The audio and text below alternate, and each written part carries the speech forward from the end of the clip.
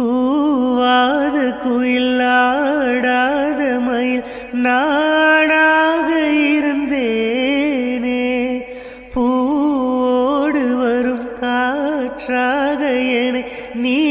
சேர தெளிந்தேனே, ஆதாரம் வந்த தேவன் நானை சேர்ந்தாய் இந்த மானை, நாவார ருசித்தேனே தேனை சேர்ந்தேன் இன்று நானே, வந்த துணையே